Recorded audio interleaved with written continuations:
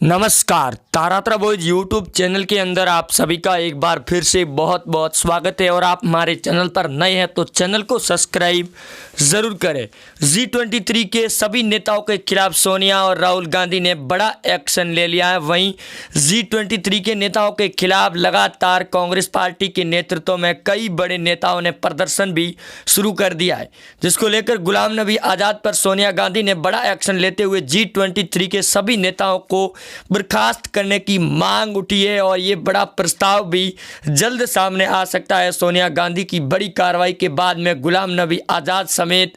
करीब 23 बड़े नेताओं को सस्पेंड करने का। गुलाम नबी आज़ाद और G23 की बैठक के बाद कांग्रेस के नेता लगातार आवाज़ भी उठा रहे हैं कि इन सभी नेता मिलकर विधानसभा चुनाव जो 5 राज्यों के नज़दीक है, इन सभी चुनाव के अंदर बड़ी बगावत देखने को मिल सकती है। इसी वजह से कांग्रेस के आला कमान जल्द से जल्द इन G23 के सभी नेताओं को पार्टी से बर्खास्त करे। जम्मू कश्मीर के अंदर ये भी देखने को मिल रहा है, पिछले 2 दिनों से लगातार कांग्रेस पार्टी गुलाम नबी आज़ाद के खिलाफ प्रदर्शन कर रही है कांग्रेस के कार्यकर्ता। और वो भी ये बयान सामने आया कि कांग्रेस के PCC अध्यक्ष दिल्ली के अंदर सोनिया गांधी और राहुल गांधी से हाई लेवल की बैठक भी जारी है, जिसके अंदर ये बड़ी अपडेट दोस्तों अभी जो सामने आ रही है गुलाम नबी आज़ाद और G23 के नेताओं को लेकर। गुलाम नबी आज़ाद ने सफाई देते हुए बड़ा बयान दिया कि उनका ये मकसद नहीं था कि जिस प्रकार कांग्रेस के नेताओं के द्वारा सवाल उठाए जा रहे कि गुलाम नबी आज़ाद राज्यसभा से आज़ाद होने के बाद वो लगातार PM मोदी और BJP की प्रशंसा किए जा रही है। गुलाम नबी आज़ाद ने यह भी बयान देते हुए कहा कि वो BJP पार्टी का दामन नहीं थामेंगे। तो दूसरी ओर BJP के नेताओं ने यह दावा करते हुए कहा कि G23 के नेताओं के खिलाफ अगर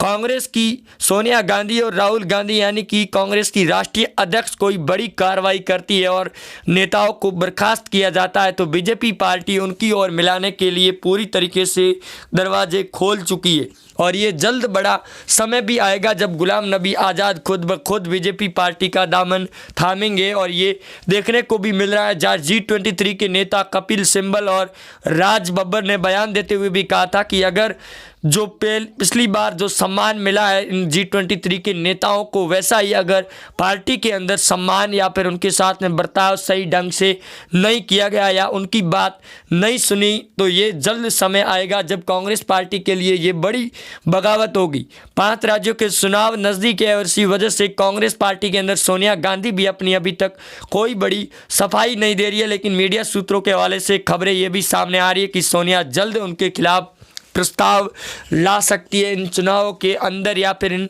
चुनाव के बाद में। वही प्रियंका गांधी राहुल गांधी से लगाकर कई बड़े दिग्गज नेता भी इस हाई लेवल की बैठक के अंदर शामिल है। तो दूसरी ओर कांग्रेस के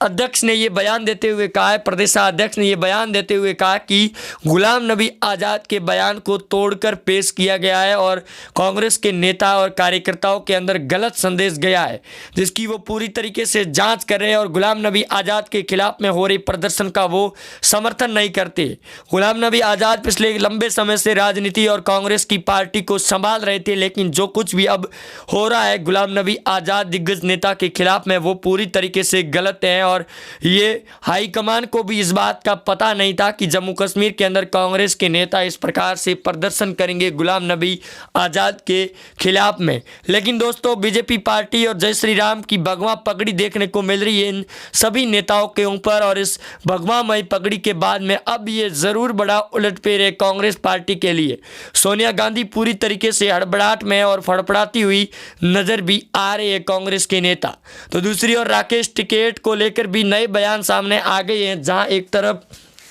किसान आंदोलन को लेकर पिछले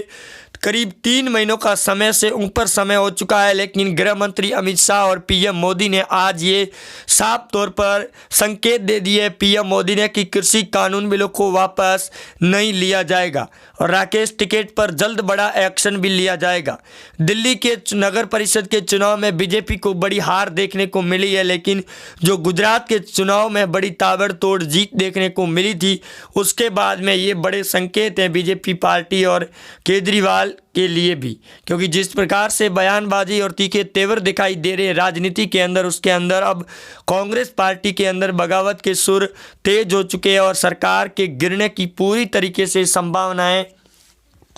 जताई जा रही है, जिसकी वजह से कांग्रेस पार्टी के लिए अब ये बड़े तौर की बगावत है। और इस बगावत के बीच में अब कांग्रेस पार्टी भी शुरू हो चुकी है पूरे इस बयान के बाद में कि अब आने वाले विधानसभा चुनाव, 5 राज्यों के चुनाव में कांग्रेस पार्टी के लिए ये बड़े संकेत और संकट की बात भी होगी। लेकिन जिस प्रकार से पीएम मोदी से लगाकर बीजेपी के नेता भी इस चुनावी मैदान के अंदर उतरे हुए हैं और दूसरी ओर कांग्रेस के इन बगावत के बाद में असम के अंदर भी बगावत देखने को मिल रही है कांग्रेस के नेताओं के द्वारा। कांग्रेस के G23 के दिग्गज नेता जो असम से राज्यसभा के सांसद हैं, उनके द्वारा भी बयान दिया गया है और G23 की बैठक के अंदर शामिल भी हुए थे। इस बैठक के बाद में उन्होंने भी बयान दिया कि उनकी बात को हाईकमान के द्वारा सुना नहीं जा रहा है, उनको पार्टी से दरकिनारा किया जा रहा है। गुलाम नबी आज़ाद के दिए गए बयान और सोनिया गांधी के द्वारा लिए जा रहे एक्शन के बाद में अब पूरी तरीके से कांग्रेस के अंदर भी हड़कंप मचा हुआ है और ये सबसे बड़े तौर की बगावत है कांग्रेस पार्टी के लिए और ये जल्द बड़े संकेत मिलेंगे कांग्रेस की बगावत के लिए। सदन के अंदर पीएम मोदी और गुलाम नबी दोनों के भावुकता भरे बयानों के बाद में कांग्रेस पार्टी ने उसी समय से सवाल उठाने खड़े कर दिए थे कि गुलाम नबी आज़ाद कभी भी बीजेपी पार्टी के अंदर शामिल हो सकते हैं और बड़ा झटका भी दे सकती है। वहीं गुलाम नबी आज़ाद को लेकर जम्मू कश्मीर के पीसीसी अध्यक्ष ने भी बयान देते हुए कहा कि नवाब के खिलाफ में हो रहे प्रदर्शन जायज़ है और गुलाम नबी आज़ाद जिस प्रकार से पीएम मोदी के समर्थन में बयान दे रहे हैं, उनके ऊपर जो कुछ भी अपने भावुकता भरे बयान दे रहे हैं, उसके बाद में गुलाम नबी आज़ाद के खिलाफ कांग्रेस के कार्यकर्ताओं का रोष देखने को मिल रहा है और इस रोष के पूरी तरीके से गुलाम नबी आज़ाद आते चढ़ गए हैं। वहीं अब जम्मू कश्मीर से लगाकर राजस्थान के अंदर भी बगावत के सुर देखने को मिल रहे हैं और पिछली बार करीब 5 महीने पहले भी सचिन पायलट के द्वारा कांग्रेस पार्टी के अंदर बड़ी बगावत भी देखने को मिली थी। उस दौरान भी बीजेपी पार्टी ने बड़े तौर पर ऑपरेशन भी चलाया था, लेकिन इस दौरान कांग्रेस के नेताओं के द्वारा रणनीति और नई कमेटी बनाकर सचिन पायलट को फिर से अपनी ओर शामिल कर लिया गया। लेकिन अब फिर से ये बगावत के सुर तेज होते हुए नजर आ रहे। इस दौरान महाराष्ट्र के अंदर भी राजनीति के सियासी भूचाल है, तो वहीं राज्यसभा सांसद संजय राउत ने भी बयान देते हुए कहा कि बीजेपी पार्टी महाराष्ट्र में शिवसेना के खिलाफ भी बड़ा एक्शन लेने की तैयारी में है और इस एक्शन के अंदर अब कांग्रेस पार्टी के अंदर बड़ी बगावत देखने को मिल सकती है। इस बगावत के बाद में कांग्रेस पार्टी के लिए ये बड़ा झटका होगा और झटके के बाद में कई बड़े संकेत और राजनीति के अंदर बड़ा नया मोड़ सामने आ सकता है। पीएम मोदी भी अब पश्चिमी बंगाल के चुनाव को लेकर लगातार चुनावी मैदान के अंदर उतरे हुए हैं, तो वहीं यूपी के सीएम योगी आदित्यनाथ की सभा के बाद पूरी तरीके से चुनावी मैदान के अंदर सर्वे बदल चुका है और इस बार फिर से ओपिनियन पोल की सर्वे रिपोर्ट आने की कगार पर है। वहीं आपको बता दें कि पश्चिमी बंगाल के चुनावी मैदान के अंदर ममता बनर्जी को झटका देने और इस बार के चुनाव में सीएम योगी आदित्यनाथ एक बार फिर रैली कर सकते हैं, जो ममता बनर्जी के लिए बड़े घोटाले के खुलासे होंगे। सीएम योगी आदित्यनाथ ने लव जिहाद और ट्रिपल तलाक से लगाकर ममता बनर्जी के सफ़ेद घोटालों को लेकर भी कई बड़े बयान भी दिए पश्चिमी बंगाल के चुनावी रैली के दौरान और अब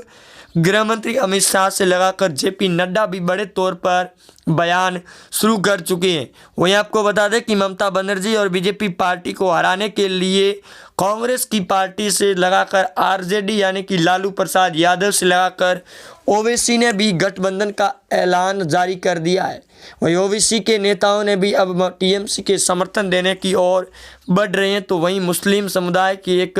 पश्चिमी बंगाल की बड़े तौर की पार्टी ने कांग्रेस को समर्थन दे दिया है खुलकर।